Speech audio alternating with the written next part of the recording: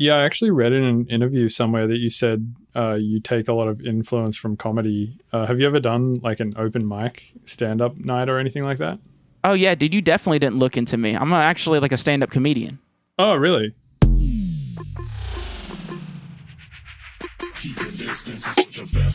Howdy, and welcome to the Mr. Bill podcast. I'm Bill's manager, Anand Harsh, editor-in-chief of TheUnst.com, and professional catfish noodler. Crack open a PBR because today's guest crawled out of the bayou with a belly full of crawfish boil, ready to fuck shit up. I'm talking about the one and only Taboo. You know him from releases on Wakan, Quality Goods, Drama Club, Circus, and Outer Realms. He toured the country with DMVU on the Eat My Sass tour until Mother Nature got so sick of their shit, she sent a sick bat to the market to fuck up the global economy and shut it the fuck down.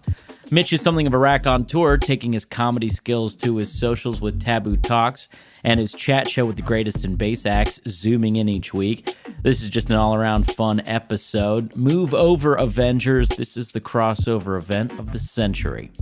We're now dropping 2 episodes a week on Mondays and Thursdays. Subscribers to the Mr. Bill Patreon get episodes a full week before listeners to the free feed, and early access is available to listeners at all subscription levels. Patrons also get bonus episodes, merch, Discord roles, and so much more.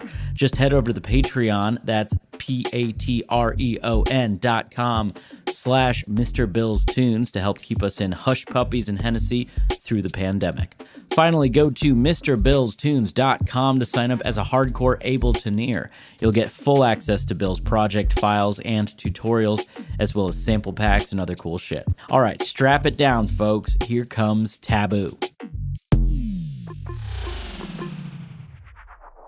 Hey, you're listening to the Mr. Bill podcast. Hey, you're listening to the Mr. Bill podcast. Hey, you are listening to the Mr. Bill podcast. Hey, you're listening to the Mr. Bill podcast. Hey, you're listening to the Mr. Bill podcast. Hey, you're listening to the Mr. Bill podcast. Hey, you're listening to the Mr. Bill podcast. Hey, you're listening to the Mr. Bill podcast. Hey, you're listening to the Mr. Bill podcast. Hey, you're listening to the Mr. Bill podcast. Hey, you're listening to the Mr. Bill podcast.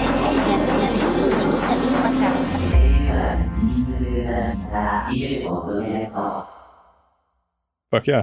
Cool, man. Well, yeah, thanks for coming on the podcast. I appreciate it. I appreciate you being flexible too, because I know today I was like, oh, fuck, we got to reschedule. But then, like, yeah, flexibility to do it later in the day was good. Basically, I had to go and like visit a friend who is watching my cat because I'm moving house at the moment and I can't have my cat seeing me move house. So I had to drop my cat off at a friend's house and he's like running out of food and shit. So I had to just take more cat food to him. Nah, man, it's all good. I appreciate you having me on. I'll enjoy your podcast, and it's all right, man. You're just slightly unprofessional, bro. It's all good. Yeah, Joking. I feel like I'm really bad at like being late for shit, and also just like feeling like there's too much shit happening in a day and just being like, all right, calling the whole day off, you know?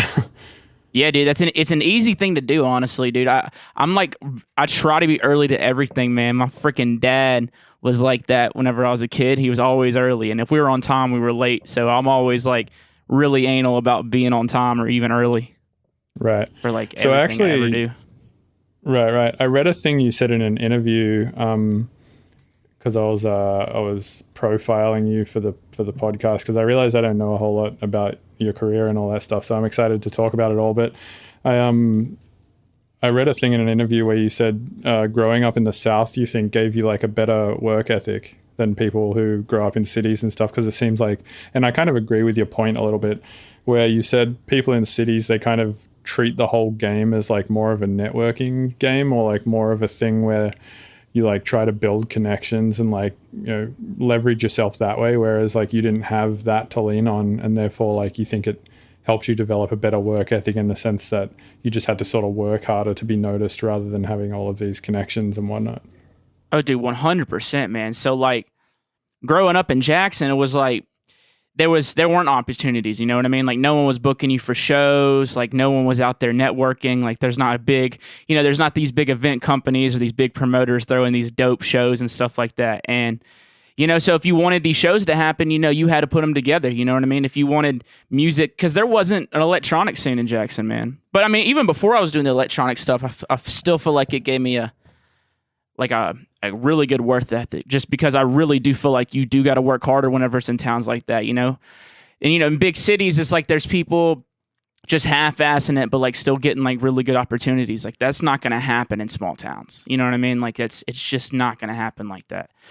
So, I mean, I definitely feel like, those first couple of years I was really serious about producing, and I was like throwing events and stuff like that. Like that really gave me such a good worth ethic to where now I'm in a, in a market and stuff, but I still have that same worth ethic because I had to work harder than I felt like people in cities do, because they could just network or meet this person who could put them on this and that. And yeah, I mean, I really do. I still believe that. Right. Yeah. It seems like not only in cities, but just sort of in the industry in general, there's this kind of nepotistic shit going on, right? Where it's like not necessarily the person who works the hardest or... What does nepotistic mean? Sorry, what does that mean? So nepotism is where, like, if you're hiring somebody to do a job, you'll always preference somebody who's in your family to do the job rather than like, whoever's just the best at doing the job. And I feel like that exists a little bit in the music industry, where it's not necessarily family, but just, you're more people likely, people like your friends and stuff like that, rather than maybe who's the best person to do the thing. Which is kind of cool. I mean, like, that whole crew thing is, having crews is cool and stuff like that. But I also, I don't know, I'm sort of similar. I try to have like a pretty good work ethic with at least writing music, like maybe not necessarily like the marketing side of things and all of that, but at least with making music and making tutorials and sample packs and trying to do this podcast and all that sort of stuff. I feel like my work ethic's like not bad.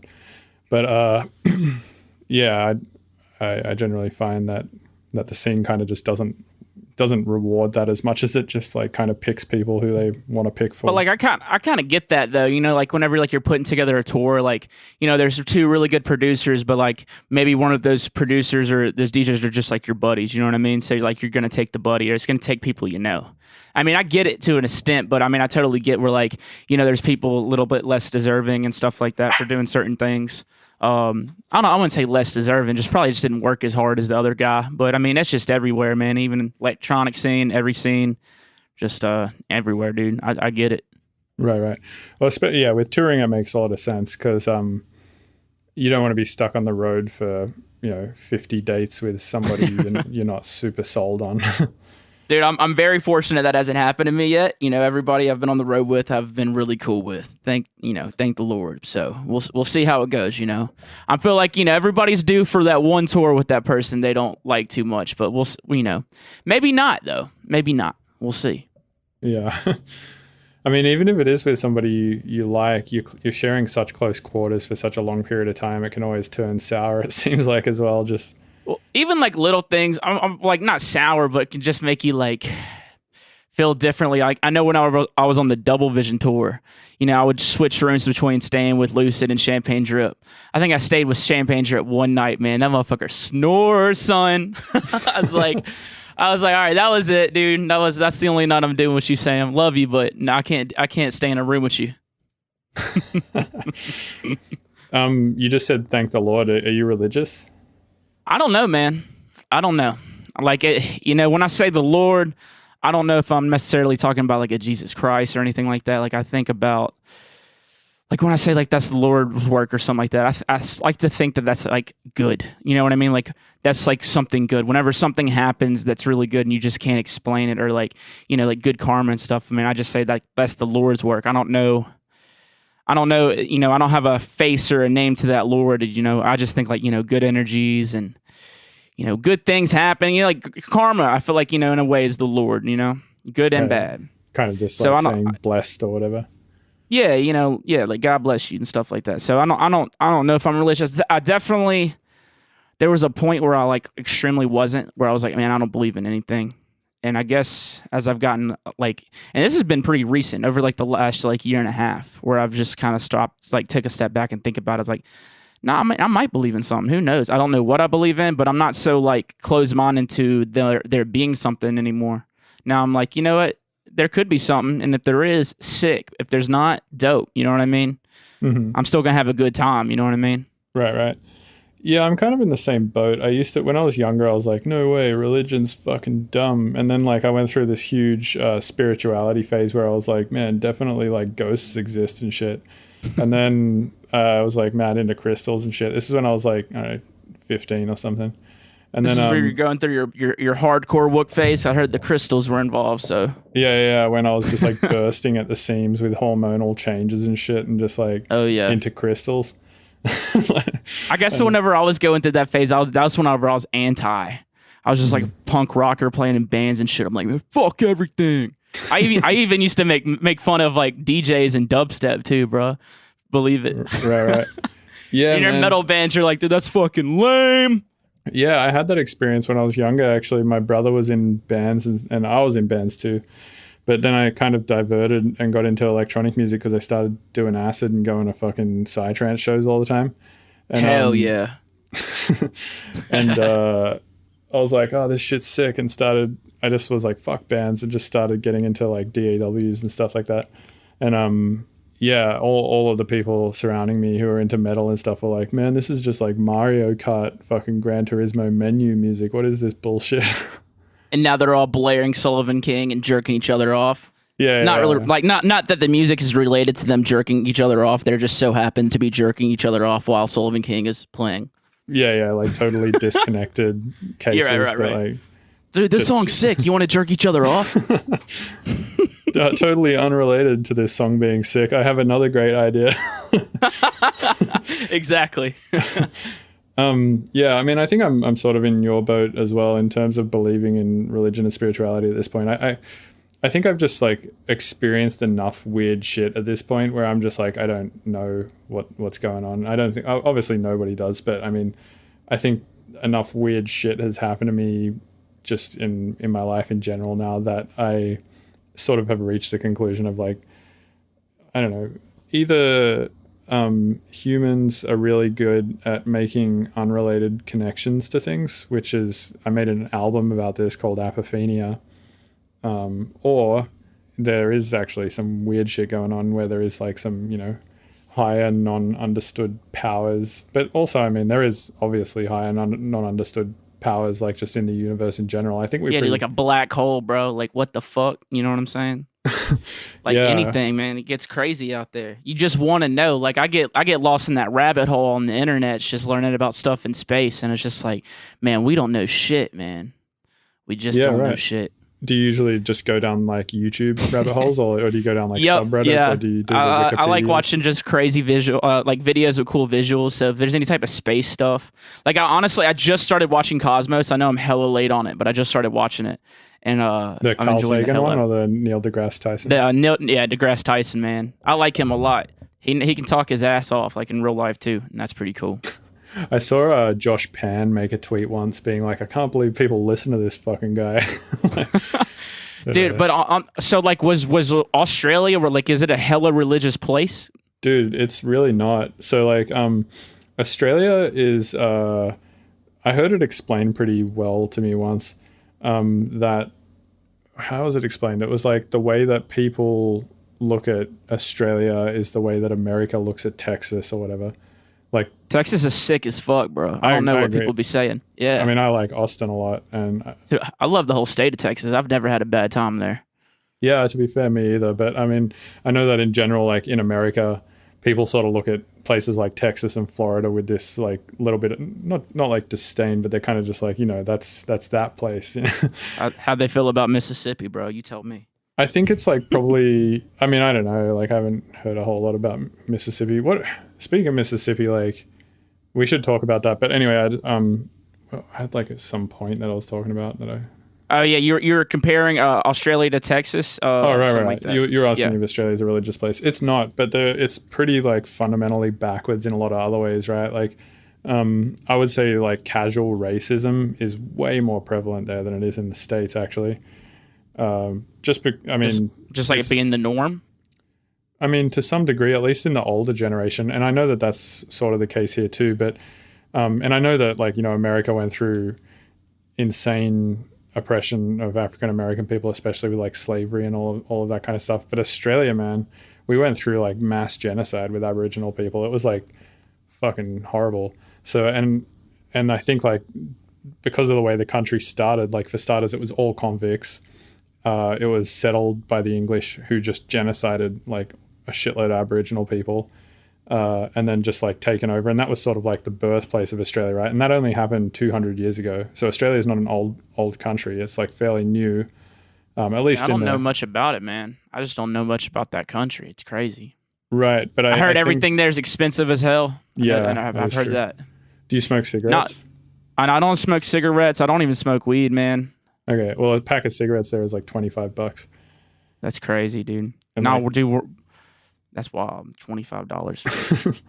Yeah, man, it's crazy. But yeah. So I think because of the way the country started, in that sense, it's like yeah, pretty fucked. Like in at least the older generation, like my parents and my parents' parents, and a lot of people in that sort of like 50 to 60-year-old range seem pretty like backwards in terms of a lot of the ways that they think. But I wouldn't say it's heavily religious, to be honest. Dude, where I'm from is just like it's the Bible Belt, man. Churches everywhere. Like even today, like I live in New Orleans now. I moved here like 3 years ago, and like today I went and go pick up lunch for me and my old lady. And like all the places I want to go to were closed on Sundays. I was like, what the hell? Like back home on Sundays, like restaurants were booming because everybody went out to eat after church. And there's so many churches. It's like a church every like mile. Damn. Yeah. Why do you think that is, like specifically in the South? I don't know, man. Maybe just like, I feel like people in the South really grow up with certain values and they really try to push that onto their kids more than like, I feel like people are a little bit more behind on like, letting people think for themselves, in the South. I won't say all of the South, but some places, you know what I mean? Like they really try to push what they like and what they think is right on other people. And it's changed a good bit, even from when I was a kid. But I wish I knew the answer to that, to be honest. Mm-hmm. Should do. What was it that made you move to New Orleans instead of somewhere out of the South? Do you just enjoy the vibe in the South, or? Dude, I love New Orleans. Like, this place is like, I've never been happier living somewhere, to be honest. I mean, it's only the second place I've lived, but it's just the culture here is so sick. The thing that made me move here, though, is like, I did everything I could in Jackson. Like, I was throwing shows, and I was only able to throw such big shows. Like, towards the end of like me booking shows, like I was booking like the Space Jesus tour, RIP. I was booking like the like Yeti tour and like these big shows, but they weren't pulling. I don't know. They just weren't doing that well, and it wasn't doing anything for me, to be honest. Like I wasn't making money, which I wasn't doing it to make money in the first place, but I knew I wanted to have a career doing music, and I wanted to go somewhere that actually had like a market. And go somewhere where there were like producers better than me, because it was like in Jackson, like I was the only like bass music producer, and so like whenever I moved to New Orleans, like I'm instantly like the worst, you know what I mean? So it just like makes me really hone in and just get put a fire under my ass, dude. I mean, if that don't light a fire, then your wood's wet. You feel me? Right. So, but I moved to New Orleans and it was great. I'm like I was already making decent music, like I knew what I was doing. I just needed to be around other people doing the same thing that I was doing, going for the same goals and stuff. So I moved here because, I mean, it's only like 3 hours from home. I'm like a very family-oriented guy. Like I love all my family members. I love being around all of them. We all get together a bunch and have big cookouts and stuff like that. So I didn't want to go too far. I'm probably not going to be here forever, though. Like I want to buy a house here in the next like 2 years. And I just don't think buying property in New Orleans is a good investment just because it's a sinking city. Right. So yeah. you started out as a promoter then in No, Jackson? I started out as a producer and stuff, and I just wanted to like, DJ. I wanted to play some music. Because I remember driving to New Orleans. My first ever like electronic show was at Buku Fest.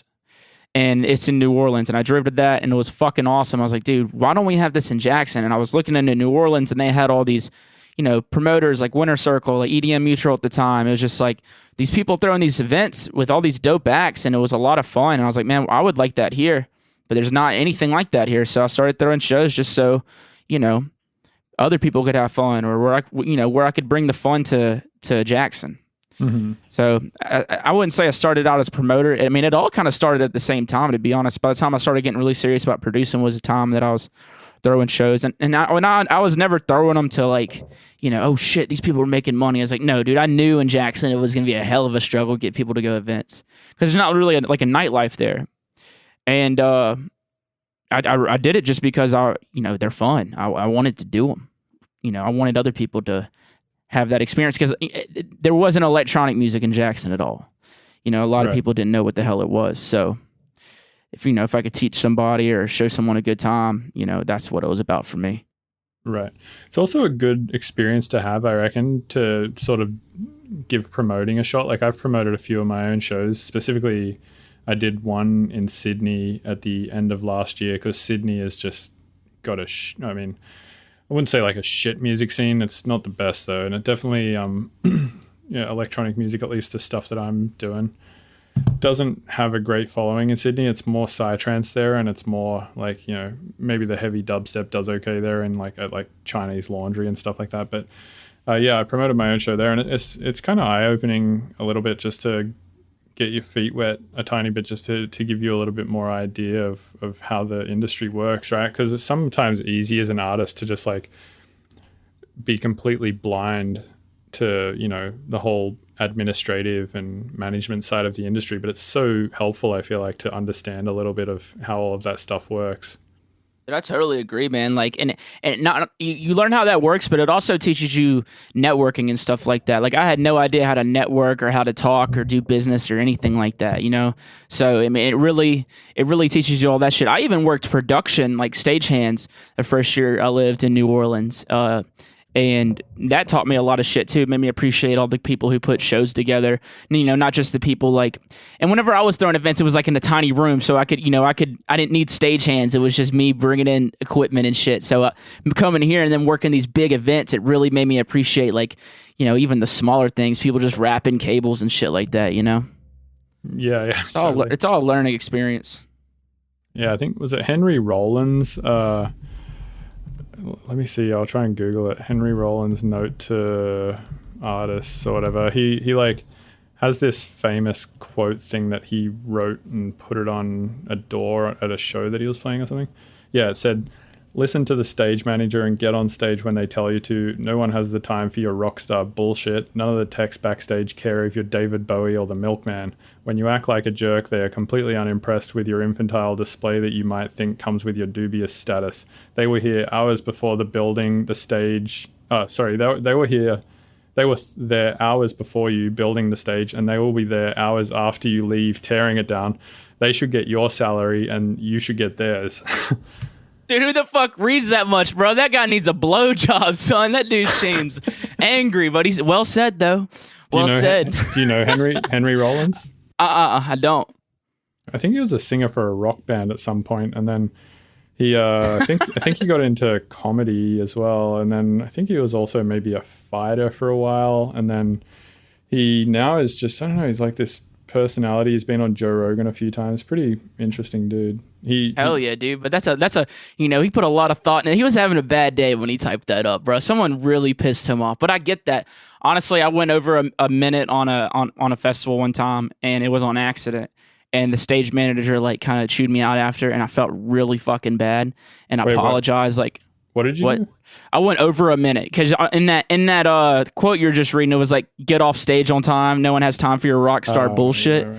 It was at a festival slot, and like I went over. It wasn't even a minute. It was like 40 seconds, and like on accident. Like I really didn't do it on purpose, and then he just fucking chewed me out after, and I felt really bad about it. You know what I mean? Like I wasn't trying to make his job or anybody. I wasn't trying to take away from any artists. So I tried really apologizing to him, and I apologized to the artist after me. He was cool about it. Like he didn't give a fuck, but the stage manager, he was just not taking my apology. Well, here's the thing, right? It's like if you're playing a set, and not everybody plays their sets this way, but like a lot of people when they're DJing are sort of like, you'll have like routines in your set, but then you'll have like sections of your set where you're kind of just trying shit out and fucking around, right? And I feel like you're going to go over by 40 seconds sometimes without just cutting the end of your set off with no ending or whatever, right? Right. I mean, well, if I know I'm playing like a big slot somewhere, I'll really try to plan a set out just because I want it to be absolutely perfect. And I've started playing. Whenever that happens, I'll do it at like 57 minutes. Like I'll even get off early. Even whenever I don't plan something, I'm always on the time. And ever since that moment, I get off stage usually 2 minutes early. Like those 2 minutes aren't gonna like change the world for me, you know? Right. And do you usually, when you're planning a set out, sort of just play it at home or whatever, just to check that it goes for that amount of time, or how do you time it usually? Yeah, I don't even have DJ equipment at my house, so I don't know. I just kind of hope that it's that time, and if it usually is under, and if it is, then I'll play another song or something like that, or like sometimes it'll be over. I just pretty much will check like if there's a clock on stage, or like I'll check the time on my phone real quick towards the end. But what set? Oh, I think it was Buku set this year. RIP, it didn't happen. But that was one that I literally laid it out in Ableton because I wanted to I was doing a bunch of like acapella doubles and shit like that. So, and I wanted to do a really special set for that festival because like my parents were coming. It was gonna be their first time seeing me play, and like I had a good time slot, and it was in New Orleans. I hadn't played New Orleans in like a year, so like I was gonna play like a set dedicated to New Orleans, so I wanted it to be absolutely perfect. So like I laid it all out in Ableton and made sure the time was completely like right on time. Yeah, I'm sort of two minds about that. To some degree, I like to plan my sets a little bit, but I also kind of like having a bit of flexibility there because I feel like if I plan it too hard and then I just do everything that I planned, it doesn't really feel like I did anything, and it doesn't really feel like I needed to be on the stage. Right. Whereas like I guess that set was actually the first time where I had like a planned visual set with that, where I like sat down with my VJ, like, and that was another reason that why that set was planned, just because he was also creating a whole visual show to it as well, and I just kind of wanted to flex all that in front of my parents. Yeah, it's tough when you start like introducing like either other musicians with your set or visuals or just anything else where you have to have like some intervention from another person to sort of link up with the shit that you're doing. Then it definitely needs to be a little more organized. Right. Yeah. Like if I take my VJ with me somewhere, he's usually just free balling it, and so am I. But that was one of those times where I was like, dude, I want the words to come on the screen at this point. You know what I mean? Like it was I'm so sad it didn't happen. But it's all good, baby. I mean, if you've got it organized, you can just do it after quarantine, or you could just do it on a stream, right? I could, man. I've actually stayed away from doing the streams. Yeah, me too, actually. What's your reasoning? Well, I did one, and it was Boogie T Brock, and he was doing it Republic, and all those people at Republic are really good friends of mine. They just built this dope rig, and so it was just like, fuck it, this will be a lot of fun. And then after that, I was done, and because like I feel like I don't know. I want to keep my demand up, if that makes sense. Like I don't want there to be a situation at a festival where like they're having to choose between seeing me or somebody else. Like, dude, I just watched Taboo last weekend on Twitch. Like, let's go fucking, go see this fella over here. And it's like, I mean, like I'd still have some, like I'm playing Cosmic Kingdom pending in August, you know what I mean? And that's a festival. So it's like, I don't want to, make people miss me because they already feel like they've seen me enough, And I still want it to be like exciting. I don't know. I feel like that it takes a little bit of the want for people to go to a show. Like say someone's flying inner city, not even a festival, and they did like 4 streams the month before. Like, dude, I saw this guy so many times last month. Like, why would I go pay to go to a show? And like another thing is like the energy. Like I know we played together in Montreal, but I don't know if you actually paid attention to me. So like I really feed off of crowds. Like I really do. Then that's the reasons why I'm not doing these drive-in shows too. Because I mean, I've gotten offers for them, but I just don't want to. It's just not the same. Like I really vibe with people. I like being able to stop my sets in the middle of my set and point at somebody and fucking crack jokes with people. Like do some jokes or do goofy shit and see other people do goofy shit. Like that's some of my favorite parts about performing is just like the interactions with the crowd while I'm on stage, and I just can't do that with a stream or on a drive-in show. Yeah, I kind of agree. It's like, for me, what makes playing or DJing or any live performance really cool is the fact that you're like there's, a whole room full of people, like let's say 1,000 people who are all connecting with the same thing at the same time, which has this kind of like connection type effect to it where everybody feels like on the same level at the same time, and it kind of just like has this big energy to it that isn't possible with streaming. And not only that, but you can't really control the sound that everybody has, right? Like you might have one person listening on a phone and then another person listening on some sort of Bluetooth speaker, and then somebody else listening on laptop speakers, somebody else listening on a TV. And it's just like, I don't know, it seems so disconnected to me that it doesn't, it seems like it kind of like removes everything that's cool about a set, or a lot of the cool things. Because I'm a big proponent or a big believer in that so many of the things that are cool about a DJ set is not the DJ or the music that they're playing. It's like it's maybe 50% that at most, and then the other 50% is like other shit that you can only get in the real world. I completely agree, man. Like the experience of shows, like you can't replicate that on a live stream or on a drive-in show. Well, it's like drive-in shows, I get their purpose and I respect what they are. You know what I mean? Like people want to still go out, so this is an alternative to doing it safely. Also, promoters still need to make their money so they don't completely go out of business. And so I totally support that and everything. And I get that completely. I will say though, on the live streams, I haven't been doing any, but I've been going into the live stream chats and working on my pickup game, dude, my pickup lines. And I'm not talking to anybody. I'm just in there like, damn girl, you fine as hell. Come here often. Like, hey, I'm Mitch. Can I buy you I'm not talking to anybody. I'm just trolling. But like, I don't know. I have been enjoying working on my pickup lines on the chats and just fucking with people in the chats. Nice. So you said you had an offer for a show in August. Do you think that'll happen, or what's your feelings on that? Well, it's not offered. It's actually confirmed. I mean, right. But I mean, like, yeah. Do you think that show will happen? Dude, who fucking knows, bro? Like, I hope it does. I really do. I'm ready to get back out there, dude. I'm ready to get back to fucking. And but it's in Iowa, so I don't know how bad it is out there in Iowa, but I don't know how much there is out there anyway. So. It's in Iowa. I think they scaled down the size of the festival, but even if it's like 3,000 people, like I feel like that's really hard for a city or a town just to be like, hey, this is okay for you to do this. I fucking hope it happens. And it's all pending. Like, even though it's confirmed, it's still pending. You know what I mean? Like, nothing is for sure for shows these days. So I really hope it happens. Do I think it will happen? We'll see. Yeah. I'm sort of I don't know.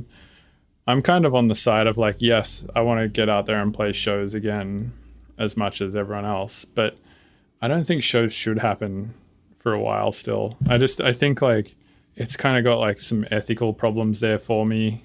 And also I believe that going back to doing shows prematurely, like I feel like we're sort of starting to do now, is just going to cause further closure of the industry. It's like, yeah, everyone's kind of fucked from it and the economy is like doing bad and stuff like that. But I think by opening stuff up now and starting to do shows already again, we're just going to sort of fuck ourselves for longer, Well, dude, I love fucking myself, but how long do you think until shows do come back? Like, when do you think they come back? I mean, just until we're in a non-declared state of pandemic, I think. So I think that would either be when a vaccine exists or whenever either the vaccine exists or everybody has had the virus already. But right. I don't know. I read an article this morning, though, that says that fucking there's a bunch of people at this point who have been infected twice with coronavirus. That's crazy. I haven't heard anything about that. I got to look into that. That's right. wild. So it's like, even if there is a vaccine or even if everybody has had the virus, it seems like that doesn't even solve it. Right. And so it's just like, at that point, it's just like, why are we still locked down? You know what I mean? It's just like, so let me go ahead and say I'm not no scientist. You know what I mean? I don't read much. I don't know that much. But what I've heard is that like there's a 99% chance you're going to survive if you get this. You know what I mean? And I don't know if that's true, but if that is true, it's just like, yeah, you might get sick, but you get sick like every year at some point. I get sick. I don't have like the best immune system. I'm working on it, but it's just like, I don't know. How long can we force people to not live their lives and not work until, and how long can we do that for? Because even if there is a vaccine, who's to say it works, or like how long until that happens? And then what if we can just get sick again? So it's just like, I don't know. Like I said, there's no right answer to this. Like no one has a book on how to handle this or what is right, what is wrong, and all this. We're just figuring it out as we go. And me personally, I just like, I kind of just want to get it, and you know what I mean? I just kind of just want to get it and just get it over with. And I'm not saying me going out and playing shows is going to make me get it. Like I'm not going to play shows so I can get it, but I'm just saying like a part of me, you know what I mean? I'm not out there searching for it, but a part of me wishes I would have just had it already. But like you said, that still might not help. You still could get it again. So who knows, but man? Even if you have it, I believe you could still be a vector for it, right? I mean, that's my understanding. I don't know, man. All I know is I get pretty bored in the studio. So I just did a quick bit of maths, and it turns out in America there's a 2.1% death rate. So oh shit. Okay. Yeah, if you get it, it's a 98 out of 100 chance that you'll be fine. So 98% is pretty good. I want to know how many people that did die had some type of underlying health, because it's like people who are obese, people with diabetes, or people who are already sick, like cancer patients or stuff like that. Like that's underlining health, and then they'll chop it up to corona. Because I got some friends who are nurses, and I was talking to them the other week, and dude, they say fuck the corona. Like they don't think it's shit. If somebody dies in the hospital, they're saying it's corona. And I asked them, how do the mask? Do you think those help? They said no. I'm still wearing a mask. I mean, you have to where I live. Right, but I mean, even if you get it, and you survive it, it doesn't sound that great surviving it. Like my buddy had it, and he survived it, and his lungs are fucked, man. Like he said his lungs are real bad now. Yeah, my sister had it. Huh. And she said it wasn't fun. Yeah, she said it wasn't fun at all, but now she's, hunky-dory, and she's out there doing her thing. Damn, so she's 100% she had it. Like she got a test and oh yeah, her and her girlfriend both got it, and they both had it for a while. They were sick for like a good 2 weeks, and they're both good now. They got tested and everything. Yeah, I thought I had it in March because I had some weird shit going on with my lungs. And all of the things that I read online pointed towards it being potentially bronchitis. But I was like, because there's so much of this rage about coronavirus right now, I thought it was that. But I went and got an antibody test recently, and I did not have antibodies, so I don't think that I had coronavirus. But yeah, it doesn't seem fun just from stuff that I've heard and whatnot. But yeah, I mean, maybe it's not as deadly as people say, but I think the fact that it can kill people and that it seems to have killed a lot of people, even if they have underlying health conditions or not, still, I don't know. I kept on saying underlining health because I forgot the word that went after that. It's conditions. So simple. Right. Yeah, I was talking to Patrick about this, and he's kind of in the same boat as you, where he just thinks that like maybe it's a little bit of fear mongering going on, and that it doesn't seem as bad as the media is making it out. But I don't know, man. I'm more in the boat of like maybe it's not, but like also maybe we should just listen to the scientists, right? Like they seem right, exactly, exactly. I could get that. I mean, that's a good argument. Like, hey, you should listen to the people who know what they're talking about. Like, how do you have a comeback to that? You're just like, oh yeah, you're probably right. Yeah, I mean, like, there's people who've been studying epidemiology for like decades before this virus came along, and they also, same people who have studied the original SARS virus that was in, I think it was China as well, like back in the day, like 10 years ago or however many years ago, and people who like studied MERS and shit. It's like they're also studying this virus. So like these same people who have just been into this shit for a long ass time are like the people who we should be listening to. I agree. Yeah, that's a good point.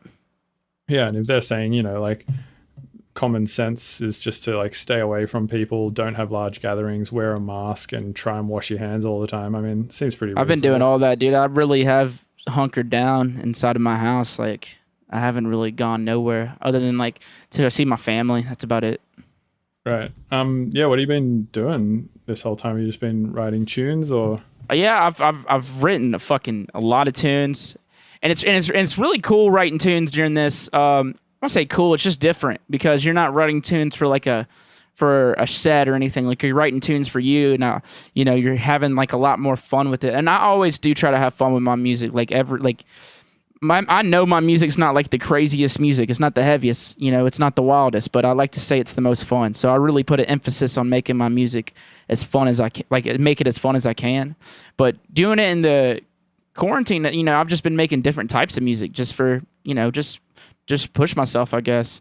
But so I've just been working on a lot of music. I built a computer, and we're doing a big thing for our podcast that we're launching in 2 weeks. Basically, half of my studio is now going to be the podcasting studio. It's like one half production, one half for podcasting. So, building the wall, getting desk, new cameras, new lighting. So, like, putting a lot of time and effort into that, a lot of planning. Just we've been doing a lot of designing for like merches and stuff like that. But that's about it. Just working on music and just working on the podcast, and that's about it. Having a good time. I have been having a good time, so I can't complain a whole lot about it. What else have I been doing in the quarantine? That's about it, dude, to be honest. Yeah, what's going on with your podcast? I actually have not listened to it before, but I know some people have been on it. How many episodes have you done now? I wish I knew the answer to that question. I think like we're probably 20-something. I'd think. I'm probably wrong. Who knows? I definitely a 20, I'd say at least. But I mean, the podcast is cool. I try to make the podcast fun too, like, because I know there's a lot of there's so many podcasts out there, and I listen to yours. You talk a lot about production and stuff like that, and then like Willie Joy has his, and he talks a lot about like journeys and stuff like that. And I didn't want mine to kind of be like talking about stuff. I wanted mine to be more like a comedic thing where I take like a Blunts and Blondes and ask him if he'd rather give up blunts or blowjobs, like dumb questions like that. And so it's just like, I don't know, man. Like I'm a fucking comedian. I like to make shit funny. I like to make people laugh, and so that's just what my podcast is just getting these artists and kind of just talking about shit that they probably wouldn't talk about anywhere else. Right, and it's the same sort of format as this one, where it's just like an hour of conversation or whatever. Or?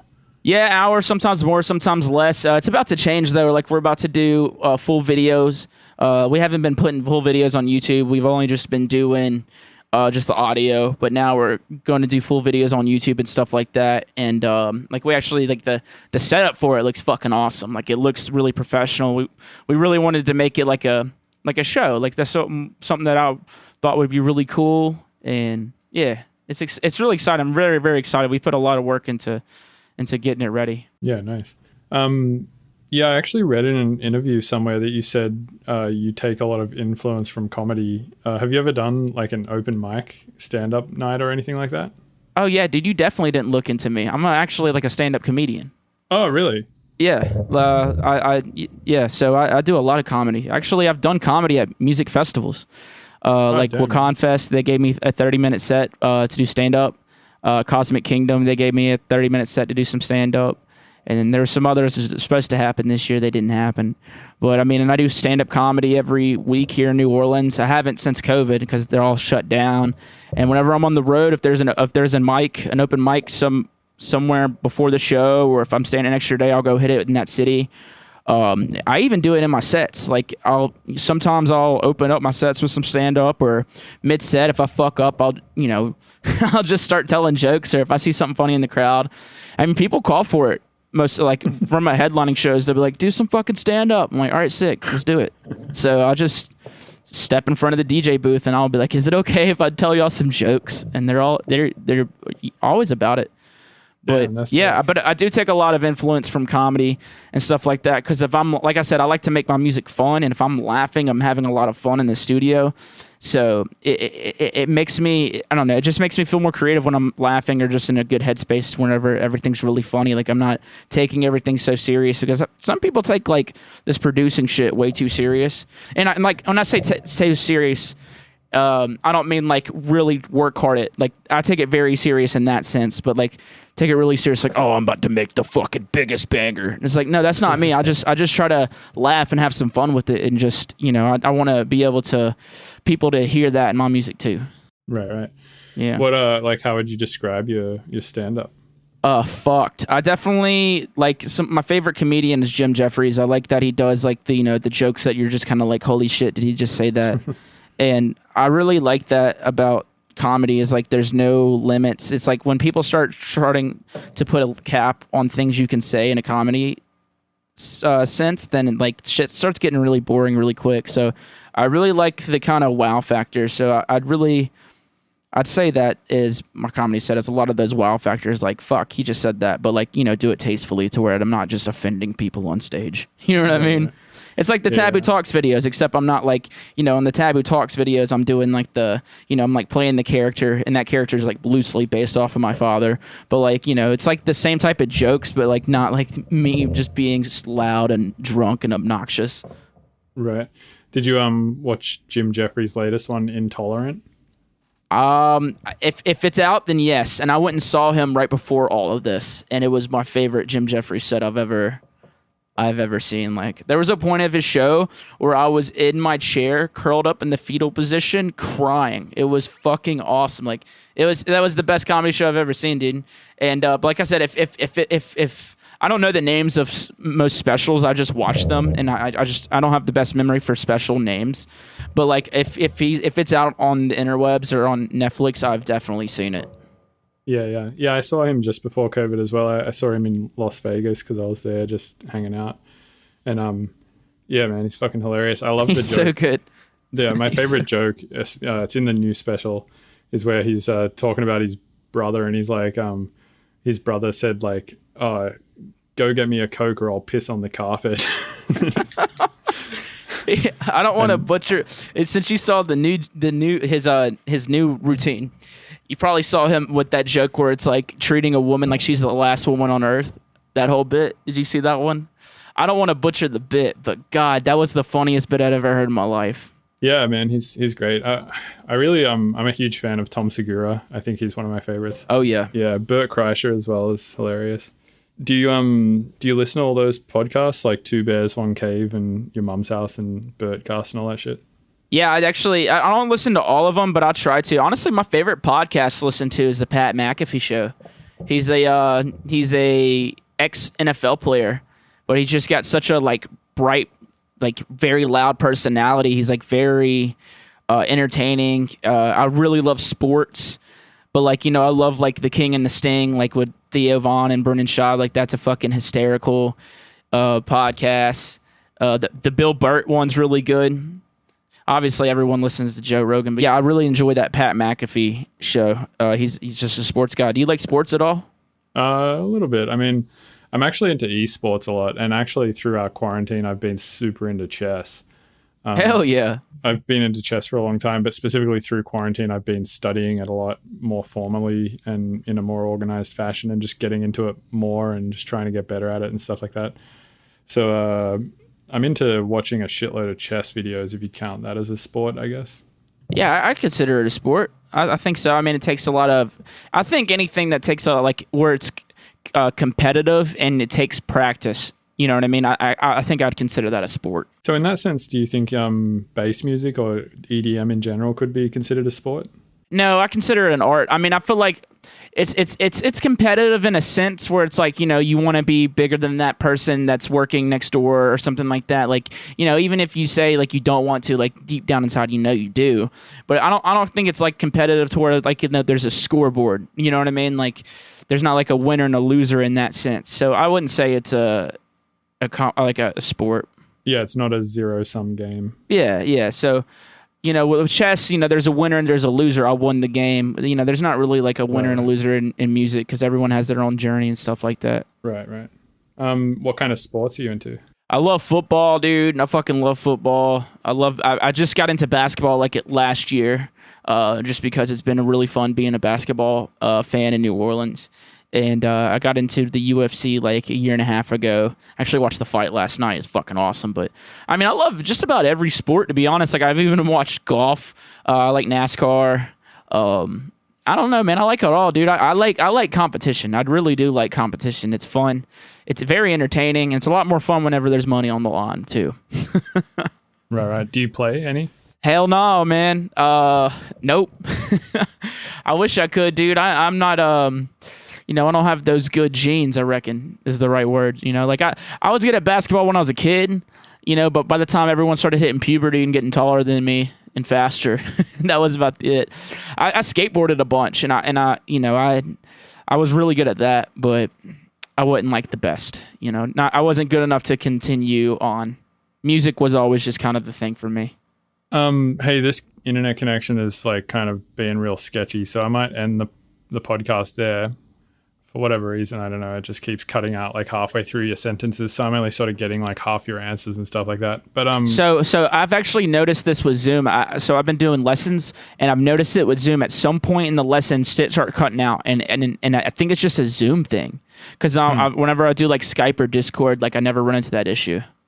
Huh, okay. Yeah, maybe I'll keep that in mind. There's also Google Meet now. I guess like Google sort of saw some sort of angle with making a platform similar to Zoom, but obviously they have Hangouts, but they just made this other thing called Google Meet, which seems pretty good, and it seems like not a lot of people are using it yet because it's pretty new. So well, dude, if it's better than all of them, I mean, I just started using Discord. I haven't had any type of issues with Discord, but Zoom has been a son of a bitch. Like every time I've used it. Well, anyway, man, I really appreciate you coming on, and I'd love to do a Taboo Talks one as well. Like, I haven't actually never played a show in New Orleans, but if I ever do after all this stuff happens, I'd love to come and see your studio and do a podcast in there. Yeah, man, I'd love to have you. I'd love to have you on the cast as well. And I gotta correct you. So people do get confused. The podcast is Talks with Taboo. The Taboo Talks are just like the little stupid videos that are just made for laughter. Right, but the podcast itself is Talks with Taboo. Okay, gotcha. Yeah, right on. Cool. All right, man. Well, yeah, thanks again. All right, man. I appreciate you, and you stay good out there, dude. Have sex with teachers. Later. All right, bye. Hey, thanks for listening to the Mr. Bill podcast. These episodes are edited and uploaded twice a week by Robert Fumo of 303podpro.com. You can also support the show, get early access to episodes, and hear bonus content by going to patreon.com/Mr. Bill's Tunes and becoming a patron. Please rate and review on iTunes unless you're going to be a little shit about it. And all the links to my various platforms are at MrBillsTunes.com. Thank you.